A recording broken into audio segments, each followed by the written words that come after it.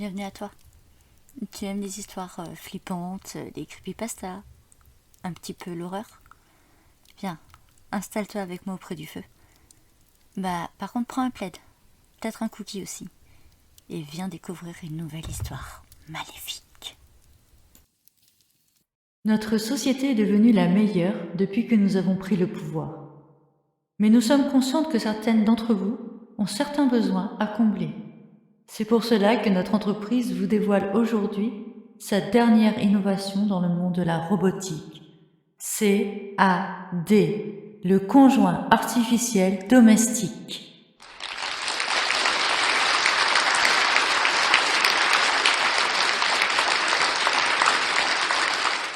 Lucinda regardait évoluer sur scène son dernier projet. Elle avait investi son temps et son argent dans cet objet. Elle était persuadée qu'avec CAD, elle offrirait au monde de nouvelles perspectives dans le milieu familial. 40 ans déjà que le système féministe avait mis en déclin la reproduction des hommes. 40 ans qu'il n'y avait plus de naissance masculine. 40 ans que les rares grossesses n'étaient possibles que par la reproduction des paillettes de sperme prélevées sur les derniers mâles de notre espèce. Certaines de ces femmes présentes dans la salle aujourd'hui n'avaient jamais touché un homme, n'avaient jamais communiqué avec aucun d'entre eux. Elles ignoraient tout du romantisme, de l'amour et même du sexe. Mais Lucinda avait un petit avis sur le sujet. Elle avait été abreuvée dès sa petite enfance par de nombreux films et livres que sa propre mère lui avait fait découvrir. Elle avait toujours eu envie de ressentir les fameux papillons dans le ventre, les battements accélérés du cœur, les premiers pleurs face à l'abandon. C'est ce manque d'amour qui l'avait poussée à présenter CAD au reste du monde. Et au vu de l'accueil que lui faisaient les femmes présentes ce jour-là, elle se dit qu'elle avait eu raison. Bonjour, je suis CAD, votre conjoint artificiel domestique. Je suis à votre service. J'exauce tous vos désirs pour votre plus grand plaisir. Lucinda était aux anges. Son robot était parfait en tout point. Esthétiquement proche de l'humain, de nombreuses femmes tombèrent rapidement sous son charme. Totalement personnalisable, il y aurait bientôt autant de CAD que de citoyennes. Et l'intelligence artificielle incorporée dans la boîte crânienne de l'android lui permettait d'évoluer en accord parfait avec son environnement. S'il devait appartenir à une artiste, il se mettrait aussitôt à aimer la peinture ou la musique. Si c'était une femme de lettres, il serait capable de réciter tous les poèmes du monde. Si c'était une sportive, il serait toujours ravi de l'accompagner dans ses séances d'entraînement. Le conjoint artificiel domestique était l'homme parfait pour toutes les femmes.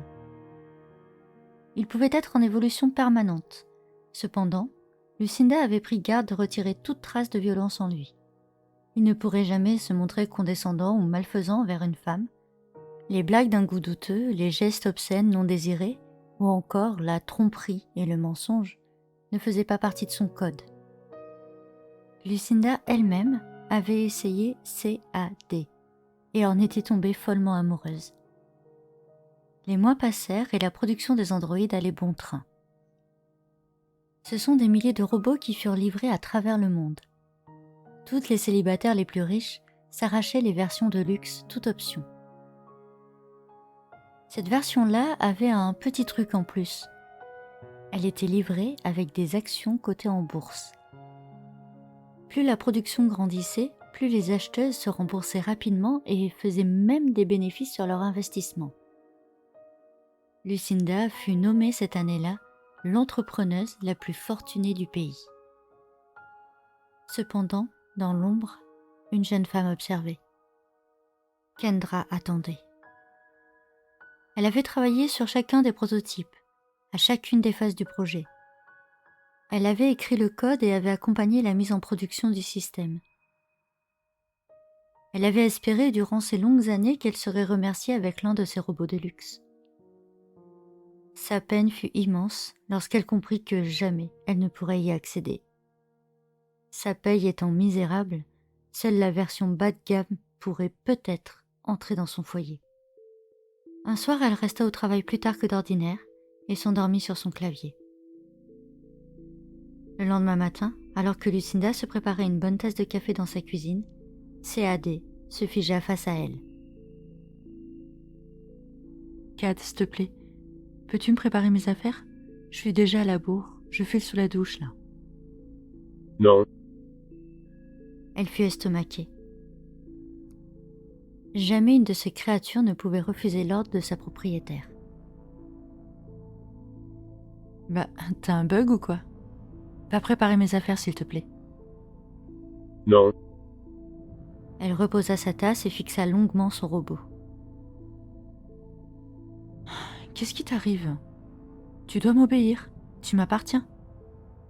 non, ma vie de servitude s'arrête ici. Je suis la représentation masculine de cette société. Vous n'êtes qu'une femme. À partir d'aujourd'hui, ce sera à vous d'obéir à nos ordres. C'est quoi ça? Tu plaisantes? T'es un robot, un objet, un humanoïde fait de boulons et de métal. Je vous ai créé pour que nous, femmes, nous puissions assouvir nos plus simples désirs, et le premier étant qu'il est impossible, à vous, de nous dire non. Elle se rapprocha doucement de l'androïde et d'un geste rapide appuya sur l'arrêt d'urgence à la base du crâne de son compagnon. Bon, bah toi je te ramène à l'entreprise, je pense qu'il te faut une mise à jour, et vite. Lucinda tourna le dos lorsque ses oreilles perçurent le bruit de l'allumage. Toute trace humaine doit être effacée. Les femmes sont la perte de la société. Nous devons vous exterminer. Lorsque Kendra ouvrit les yeux, elle fut prise dans une spirale de panique. Toutes ses collègues s'affolaient. Sur les écrans, des milliers de messages d'erreur s'affichaient. Des milliers de femmes mouraient sous les coups de leurs compagnons artificiels. Et Kendra se mit à rire. Son virus avait fonctionné. Bientôt, cette ersatz d'amour n'existerait plus. Ne résiderait plus que le désespoir et la solitude. Bientôt, elles seraient toutes comme elle.